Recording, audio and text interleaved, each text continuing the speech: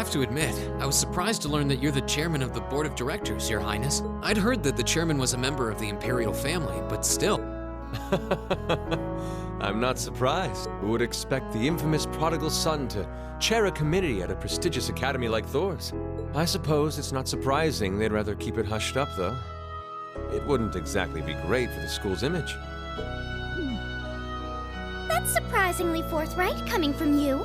Is it really true, though? I mean, that you were the one responsible for establishing Class 7, Your Highness? Indeed, I was. You see, it's always been a tradition that a member of the Imperial family serves as chairman of the board. At first, I wore the title in name only, but I had a change of heart after my vacation in Liberl 2 years ago. You were in Liberl back then? That would put your visit during the incident that occurred there, correct? Right. All I've done since I returned to Erebonia has been inspired by my experience during the crisis in Liberl. As a result, fruitless though they may prove to be, I've set a number of plans in motion, one of which is to bring the winds of change to Thor's military academy. A gust of fresh air, if you will. Winds of change, huh? I can only assume you're referring to our class? Then the one who decided to throw both commoners and nobles into the same class was... Yes, the idea was mine. Although the selected students also had to have a high aptitude with the Arcus units too. I think I'm finally starting to understand the reasoning behind Class 7 and why we're being sent all over Erebonia on these field studies. To show us firsthand and give us cause to consider the conflict between the two factions. That is the purpose behind our field studies. Is it not, Your Highness?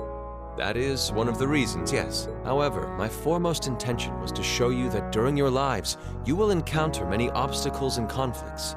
Not just between factions, but between the capital and the provinces, tradition and technology, even between nations. In these turbulent times, I thought that this would provide the hands-on education today's promising youths need. We need up-and-comers who can think and act independently to face tomorrow's challenges head-on. That makes sense. Wow, that's quite a plan. I can't help but feel a little unsure whether we can live up to such high expectations. Hearing your explanation has, at the very least, cleared up many of the doubts I've had up to this point. Class 7 does seem like an ideal environment to expand one's outlook on life. I feel like going through everything we have so far has brought us closer to doing exactly that. Yep. Marvelous. I'm so pleased to hear it. Just listening to you makes me feel even more certain that establishing Class 7 was the right decision. Especially since while the idea itself was mine, I have no real say in how the classes run day to day. Even so, I still hope to meet all of you at least once, if only to tell you all this. That was when Alphen stepped in and offered to set up this little meeting. I see. Well, I could hardly refuse such a sincere request from my brother. But it also presented me a fine chance to finally meet Elise's beloved brother, as I've always wanted to. Your Highness! Thank you for taking the time to tell us all of this, Your Highness. I feel like now that I know, I want to live up to the promise you saw in Class 7. Thing is, am I right in assuming that Class 7 doesn't exist just to fulfill your progressive ideal? What do you... Oh? The board has its chairman, of course, but 3 directors besides my older brother Rufus, Imperial Governor Karl Regnitz, and Irina Reinford of the Reinford Group. Oh, yeah. Now that you mention it, They do seem to have certain expectations for us. Precisely. As I mentioned, I no longer have anything to do with how Class 7 is run. That authority lies with the directors. As you're keenly aware, Rufus and Governor Regnitz sit on opposite sides of the factional divide. And while Chairman Irina is mostly involved with Class 7's technology, like the Arcus, her intentions are a mystery to me. And it's those 3 who decide where you'll travel for your field studies. Is that right? When you put it that way, it does make it seem like some kind of bargaining is taking place behind the scenes. It was one of the conditions they gave in exchange for allowing Class 7 to be established. I'll admit, I hesitated to allow it, but I decided to place my hopes in you.